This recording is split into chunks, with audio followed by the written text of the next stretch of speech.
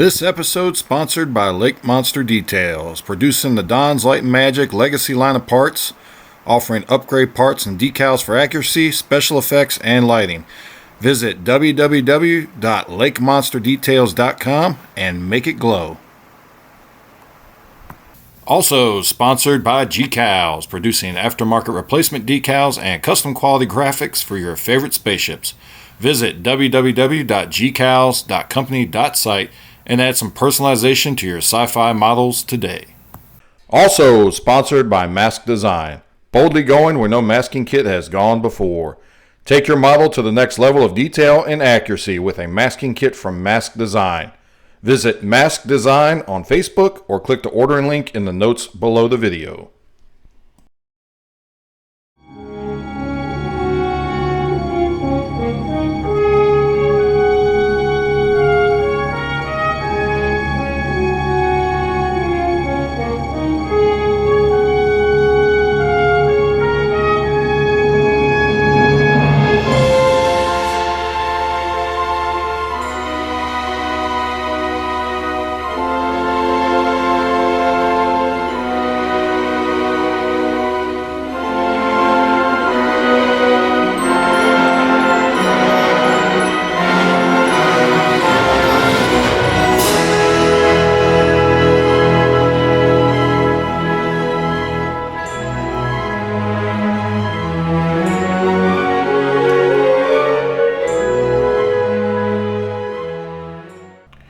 Hey, what's up, fellow modelers? Will here. Welcome to the first official episode of actually assembling the 1350 refit, or actually the 1350 Enterprise A.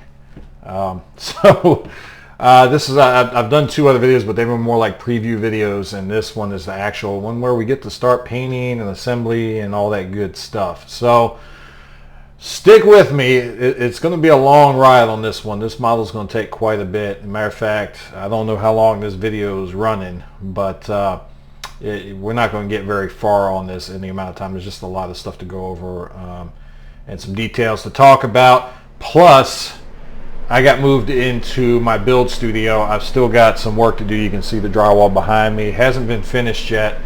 But I did get moved into it, and I love it. I enjoy the area. I'm gonna give you a little bit of a peek later on in this episode, so stick with me. But anyway, without further ado, let's get into the build. Give me a minute. I'll put you on the bench. We'll get to work. All right, here are those parts. You can see I've been doing some testing on these parts, trying to figure out what the best way is to go about this. This is actually the kit part. And like I was mentioning, it does have those vents on it, but they're not very well defined. They are right here, and you can't really hardly see them. But on the Model Works part, you can see they're pretty well defined right there. And this is the first one I started work on. Again, you can see, like I was talking about, you can see that seam on the front here that really shouldn't be there. But it's not a deal breaker for me, not a big deal. Now this was actually a misprint. You can see the vents didn't print quite right. And also this bottom edge here is not flat because it didn't print right. So I actually unfortunately got a little bit into this and used one of my photo-etch parts on it. And this is the insert I was talking about that I first worked on. And you can see a little bit of light coming through that side opening. It would have turned out real nice, but since this was a misprint, I decided to reprint this part, and unfortunately I already used that photo etch. So I'm out of that photo etch part, but fortunately there's a couple on here that I wouldn't be using anyway. So my second attempt at it has been a little bit better. You can see I've got the dome on there, and I don't know if it's going to pick up the gold very well in this light, but it does have a gold sheen to it. Yeah, I don't think the camera's picking it up. But trust me, here in person, it's a bit of a gold sheen to it. Not a lot. I didn't want to overdo it. So, but you can see those vents turned out real nice on this one. And I took down these two parts here. Took that down a little bit. And then on the back here, you can see I've got my photo etch in place. Yes, it's the wrong door, but nobody really cares. I only had one of those photo etch parts for the back of this, so I had to steal this from, I think this is actually back of one of the worker bees or the one of the pods or something, but it works. And you can see that light coming through a little bit on that opening on the side there. And I don't know if you'll be able to get it on this side, but it's open on both sides, and I've opened both of these little semicircle parts. And what I'll do is once I get this painted, I'll put some UV resin into these openings, and that way it'll pull the light, and that's where I'll get my light from. It'll pull the light. I'll put probably a 3mm and SMD in the back here to supply the light source for that. But putting a little bit of UV resin, that'll help draw the light in through there. But what I'm going to start working on now is getting the bridge itself painted up. Oop, let me focus. Sorry guys. I'm going to start working on getting the bridge itself painted up. I'm happy with the way the dome is. It's just got a light gold sheen to it, which is what I wanted. You can see this one here. This was actually my second attempt. But again, those vents didn't print properly on this. And this is Tamiya fine white primer. It's just too white to me. I want something that's a little bit, not quite an off-white, but something that's not quite as bright. You can see holding that up, it just washes out. It's such a bright white. I tried a couple different things on this. That's why it's so gold.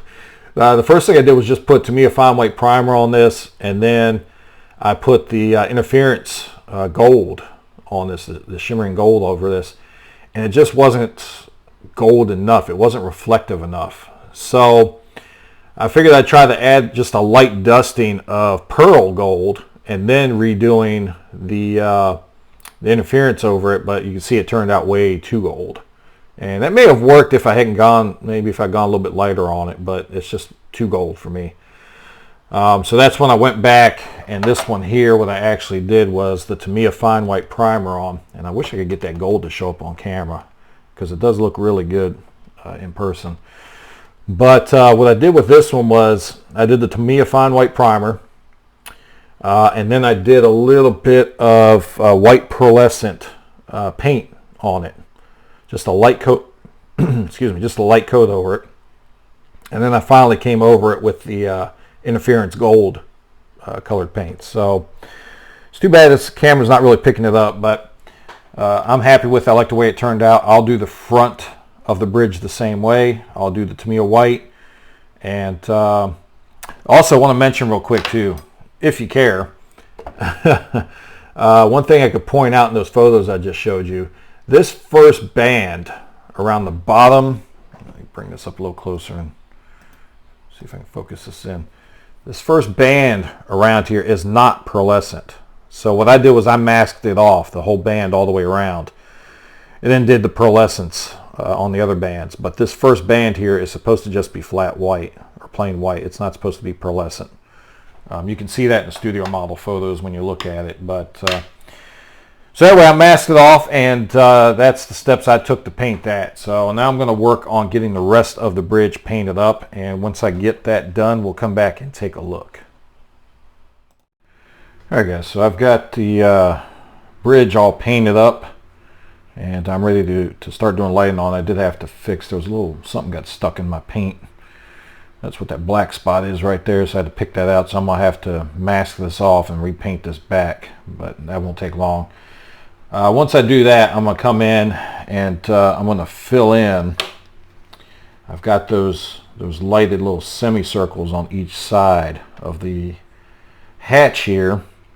So I'm going to fill those in, just put a little bit of UV resin on my blade and kind of drift it in there a little bit.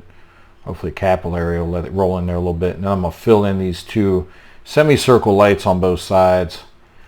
And then I'm going to backfill this the inside a little bit with some resin, and hopefully when I shine a light on that, that should pull that light in and light these up nicely on the back here. So I'm going to work on doing that, and then I'm going to start working on positioning my lights inside the bridge dome here, so that way I can get that light shining out on the front. But I want to start looking at working on the BC deck, and I've still got to put those laser etched, laser cut acrylic windows in yet.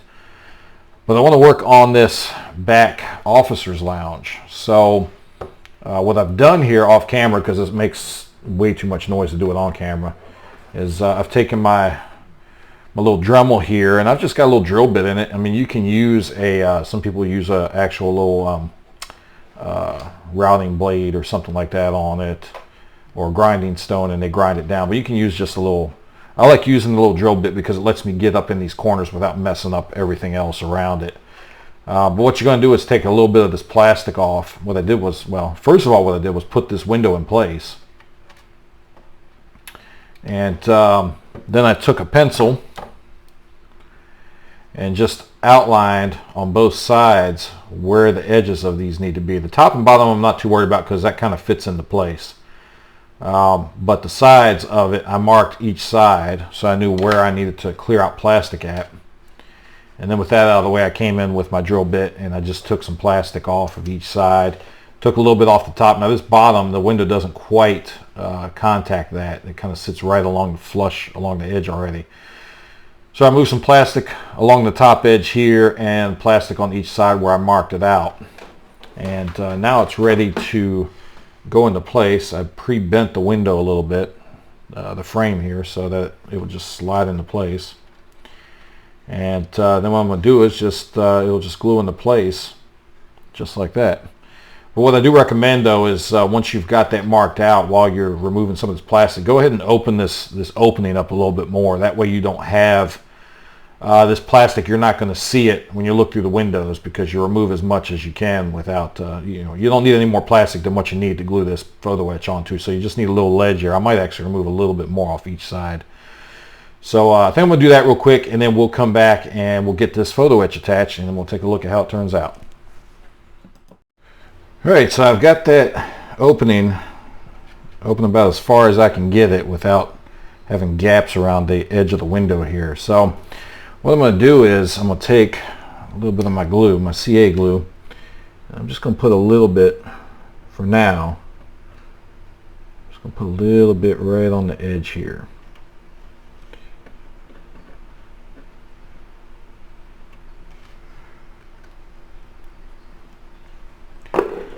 So I got just a little bit on the edge. And what you want to do is you want to line the center beam up with your center line, your center panel line here on the hole. So I'm going to line that up.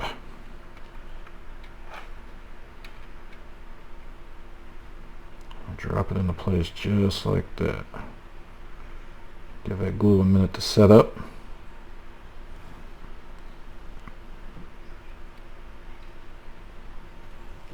Alright, there we go. So that's in place. Now still going to have to do a little bit of, whoop, my finger got stuck to it. That's what happens when I mess around with stuff too much. Alright, so now it's still going to take some putty around the window. I'm going to do one other thing.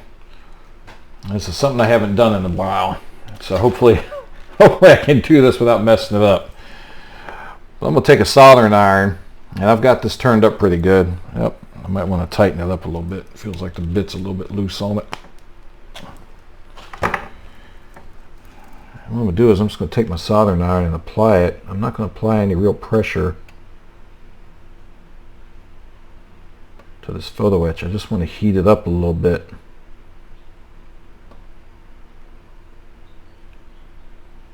And get it to sit down in this plastic a little bit more.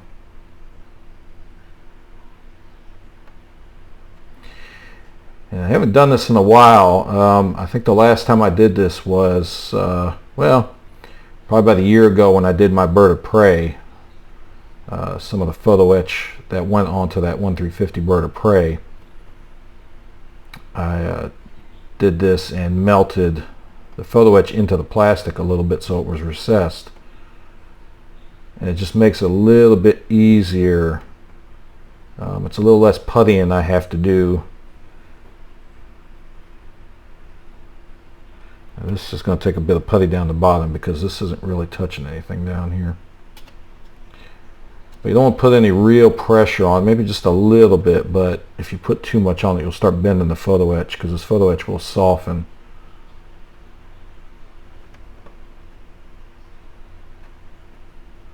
And I tried this with a like $15 soldering iron before and it didn't work too well. You really got to be able to put some heat to this to get this to melt into the plastic some. I'm just applying heat, heating it up, letting it kind of sit down in that plastic a little bit more.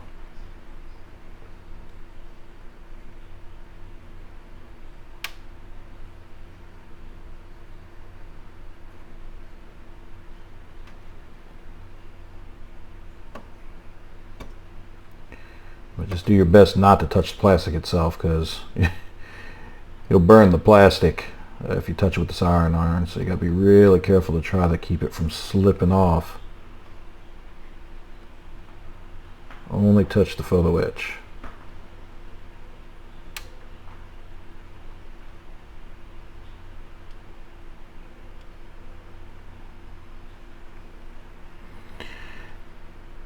And it actually serves two purposes. It'll help kind of melt that photo etch and set it down into the plastic a little bit better.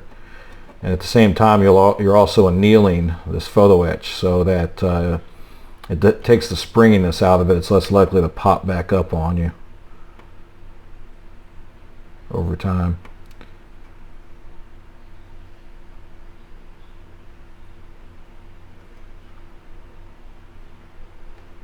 Yep, that's just set into place real good. And there was a nice little gap at the bottom here, but doing this, as this photo etch softens up a little bit, it's actually setting down into place better. And there's a little bit less of a gap, which means there's a little less putty I'm going to have to use, and a little less sanding and work I'll have to do to get that into place. I do have a little bit of a gap up here where I took just a little bit too much plastic off, but that's all right.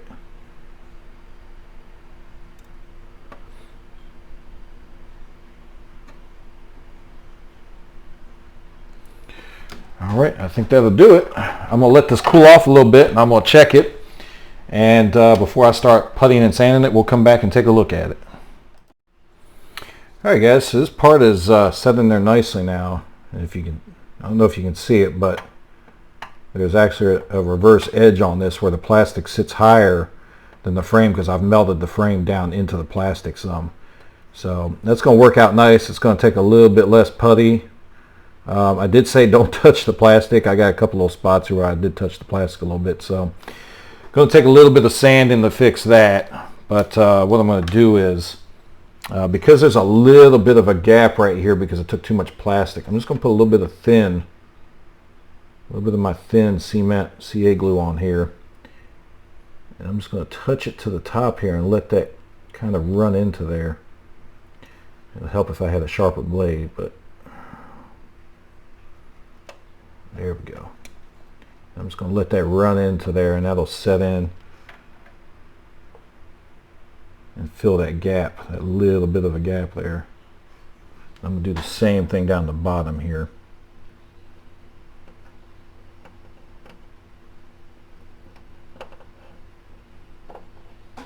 And that's just, again, just going to fill in that little bit of a gap. And because it's a thin set, it'll suck into those seams a little bit. And if anything remains on top, I'll soak a little bit of it up with this paper towel.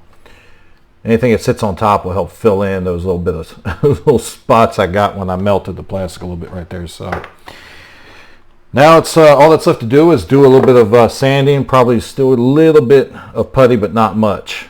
It's going to save me a lot of putty work by doing that. And I look, I tagged the plastic right here, so now I got to fill that. So definitely be careful with your soldering iron if you do this method. You do it at your own risk. Don't blame me if you mess something up. So, but you do get a nice flush area. It even sits a little bit below the plastic, so all it takes is a little bit of sanding to blend that in. So that'll turn out nice. But I'm going to work on getting that blended in. And before I do any painting on it, we'll come back and take a look. All right, guys, so here's the first pass after doing a little bit of fill and some sanding. I still got, I don't even know how much of this shows up on camera. Probably looks pretty damn good in the camera. But I do have a little bit of more filling I've got to do right down here. You can probably make that out on camera. And I've got a little ding up here where it looks like I might have hit it with the soldering iron and didn't notice it. So I did say you had to be careful with that soldering iron, right? But as far as soldering it and getting it to sit in the place, it did really well. It sat down in there real nice. Very little Putty had to be used, very little sanding. And if you get real good at this, I'm not the greatest at this because I don't get a lot of chances to practice with this stuff. But the video I learned this from, that guy, he was putting this stuff on and just using the soldering iron and no putty whatsoever and just doing a little bit of sanding. And these things sat in there perfectly. So with a little bit of practice, you can get these to sit in, or any photo etch that has to go on the surface. You can get those to sit in without using any putty and just a little bit of sanding. They turn out really nice. So really happy with the way this turned out first pass. I do have, and it's probably not even showing up on camera, but I noticed I do have to do a little bit more sanding over here though, because I got this to sit a little bit too deep into the plastic and I had a little bit of a lip on this side. This side sat perfect though. I can't make out any transition from the photo etch to the plastic. So that turned out great. So I'm gonna do a little more work. I'm gonna put a little more putty down here and fill this in. A little more sanding over here, fill this little spot in here, and then we'll be ready to move on to the next thing. So we'll be back. All right, so I got quite a bit of work done on here. I've got, I went ahead and got all the windows on the rim sanded smooth. So those are all nice and flush. And also light block the inside, did a little bit of white. You don't have to make this completely smooth white. As long as you've got some white in here to kind of brighten it up so it's, you don't have the black paint soaking up all your light. That's fine. One thing I do want to mention though is don't waste your Tamiya fine white primer on the inside. Use a cheaper white paint. Like I use the Rust-Oleum 2X white primer and it's fine. You don't want to waste, you know, your more expensive paint doing the inside of this because you're going to use a lot of it if you do. So just keep that in mind when you do your inside and you want to come back over with a white coat. Don't use, you know, something expensive like the Tamiya fine white. Just use, you know, whatever cheap primer you can find in there. It's not going to be visible. It's going to be inside. So but anyway, so I've got that all done. I've got the saucer pretty much smoothed out. And what I've done is I've masked it off. The area that I want to work on right now is just the only thing that's not masked off. So I'm focusing on this area. I've got that, you can see that officer's lounge in the back there, which is going to be the dining set from Star Trek 6, which I've got sitting over here that Cass sent me. And I'm going to get that. I got to start working on that and getting that worked up. And I'm also working on printed up some clear parts that I've made to look like the chandelier. Let me see if I can get this to focus so you can see this a little bit better. But yeah, it's hard to see, but it's got a couple different levels to it, and it's just gonna give it just a little more authenticity. I'm gonna put that in there over top of the table to represent the chandelier, and we'll see how well I can light that up inside. But that's all in place. I've also been working on, if I can remember where I said it at, the laser etched window or laser cut window for the officer's lounge. I don't know where I put it. It's up here somewhere. Still kind of getting everything situated for moving in here. But that window for the officer's lounge, it's actually going to work out pretty well. I was kind of a little concerned about how thick it was, that it may not be very transparent or transparent enough. But actually, if you polish it right, which I'm still working on, there's a lot of polishing to do to it to get it to be transparent enough to where you're going to be able to see that officer's lounge and the internals of this. So I'm working on that, getting that done. I've been working on adjusting my paint a little bit. I think I'm good to go now. It was a little bit dark before, and I've lightened it up just a little bit to match the studio model. And I think that's good to go now. So I'm going to work on getting this masked off. Oh, the only other thing I want to mention before I do that real quick. I did get my laser cut window inserts and sanded smooth around the saucer edge here. But you do have to sand. With the sanding you have to do to get those flush. Again, let me focus here. All right, you can see there.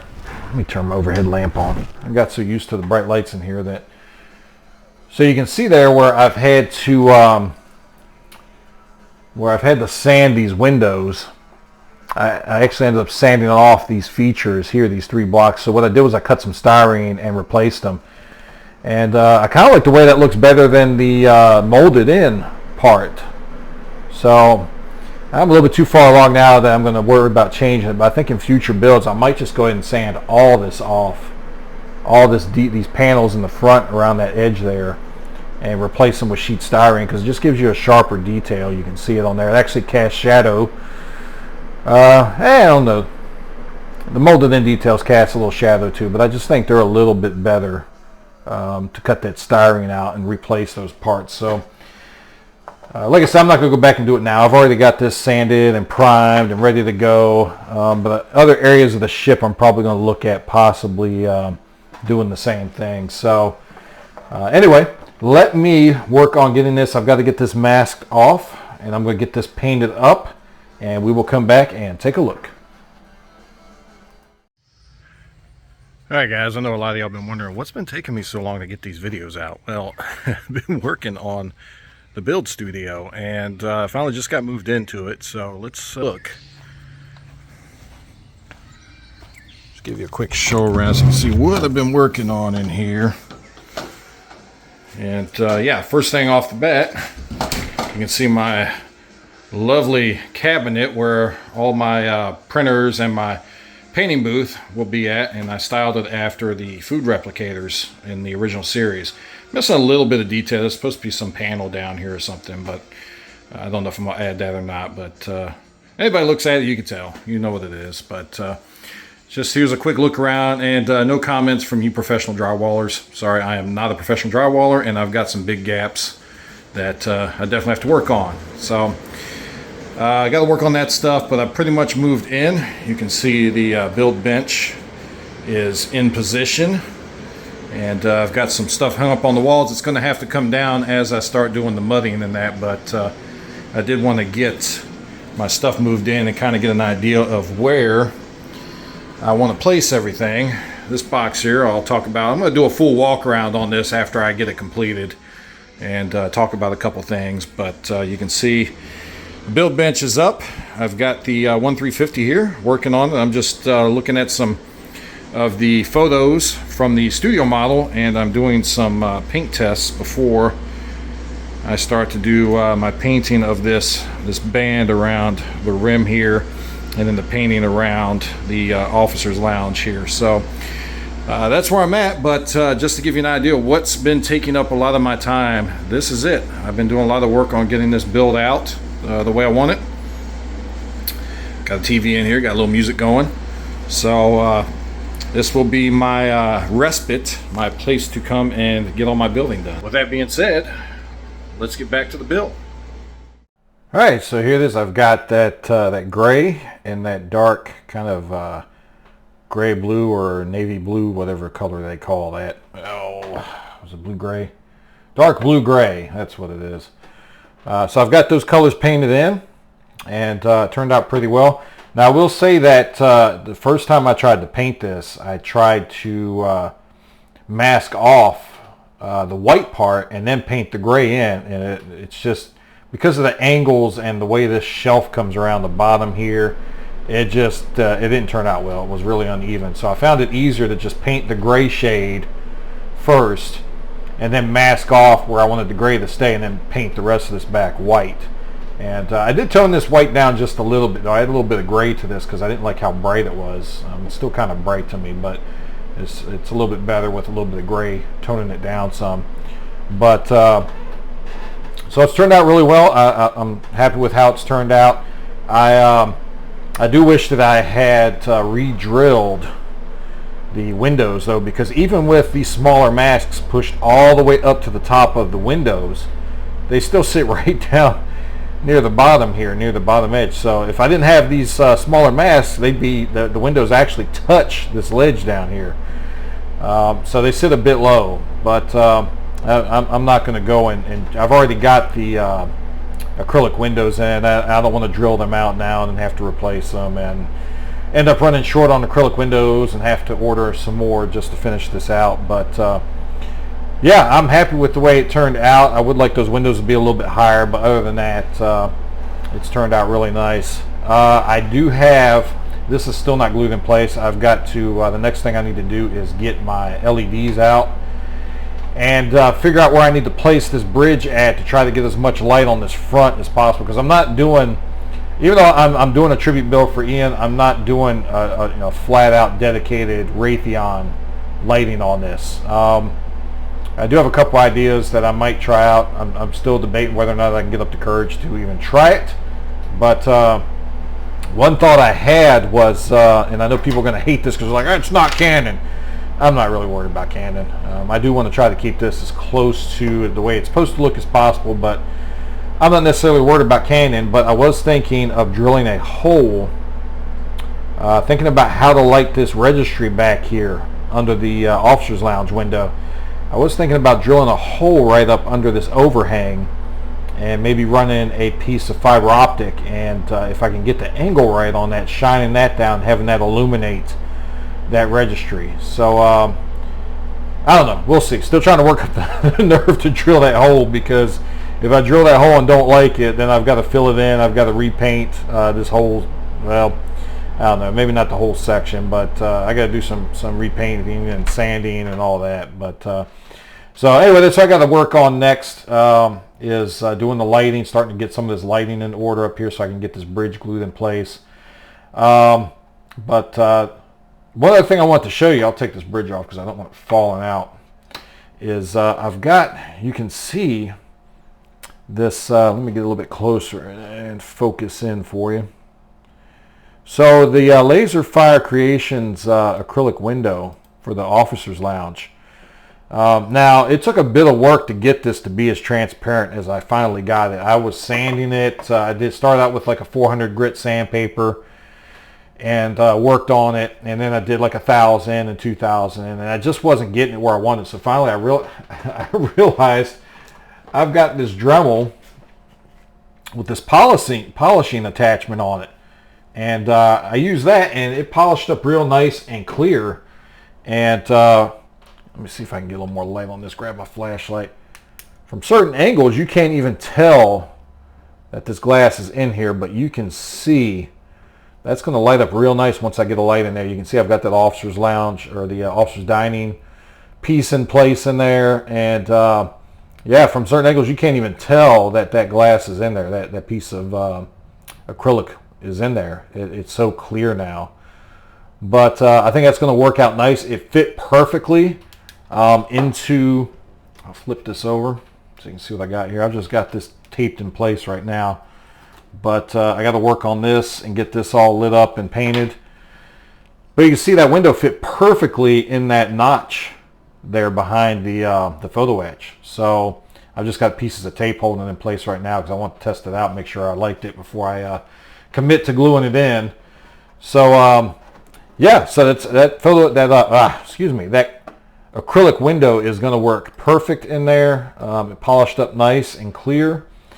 So I'm going to start working on this officer's dining room, and I've got some pictures from Star Trek 6 to go by to start working on that.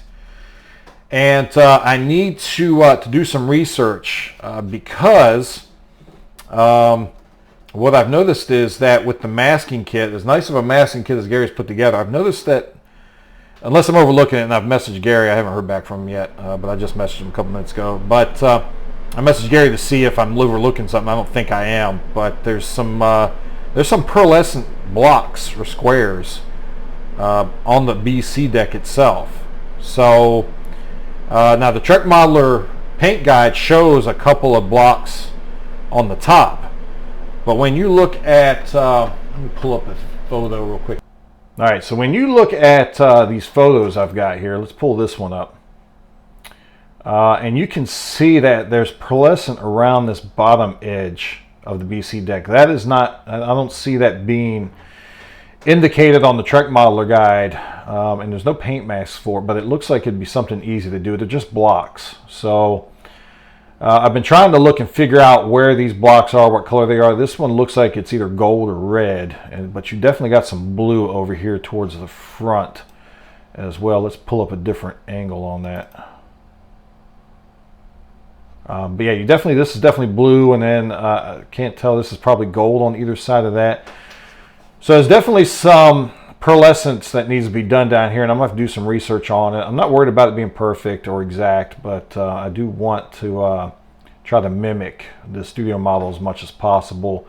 I know from another angle, let's see, the top-down view, you can see some pearls right here. There's blue right here. This looks red. So I'm going to have to go through these photos and figure out exactly how I want to do these pearlescence, and you can see them again here in this photo. So I'm going to work on that a little bit, figure that out, because I need to get that worked out before I can really start doing, getting this in place, because this has to be in place to know where I need to place those the pearlescent. It's part of the Aztecing, so I need to get this bridge in place so I can figure out where exactly to place that Aztecing around the BC deck, and get that lighting going. So I'm pretty much going to cut this video off here, because it's been a bit before I've gotten a video out, and I want to get this video out for the weekend and give everybody a chance to see it, where we're at with this. But I am going to keep working on this. I'm going to work on the lighting on here. I'm going to work on getting the officer's dining room done, painted up. I may have to use some fiber optic on it, maybe in a couple spots, to get some nice light going in there. But I'll get that worked up, and I'll get that Aztec figured out on the BC deck, so that way I can start on using the masks from Gary over at Mask Design and start getting this inner circle done on this, and then start working my way out. So anyway, guys, I appreciate everybody watching these videos. Hopefully you're getting some use out of them. We'll get to work on that photo etch a little bit more, as far as using the soldering iron and getting that set in place using the soldering iron. It does work out really well. There are a couple other times we're going to get a chance to use it on this build. I think I gotta look at my photo etch. I don't know if there's photo etch on the outside of the rec deck or not, but I know the Arboretum windows are going to have to be set in place, so that'll definitely be one. Then I try to use that technique on some more. I need to brush up on it, because I did get my Chronos 1 model from Cult TV Man the other day, along with the lighting kit, and now I'm just waiting on the photo etch set. And I think being able to use that technique is really going to come in handy with that model in particular, because there's so much photo etch to do and set in place, and it really kind of sits on top of everything on that model. So I think it's going to come in handy for that, so this will be good practice to get that. But again, thank everybody for watching. Appreciate you. If you haven't subscribed already, please, if you want to subscribe, please hit that subscribe button, hit that little bell icon. You'll get the updates as they come out. This will be a continued work in progress. It's coming along nice so far, but still a long way to go. Thank you again to Gus over at GCals, Cass over Lake Monster Details, and also Gary over at Mask Design. Till next time, keep modeling.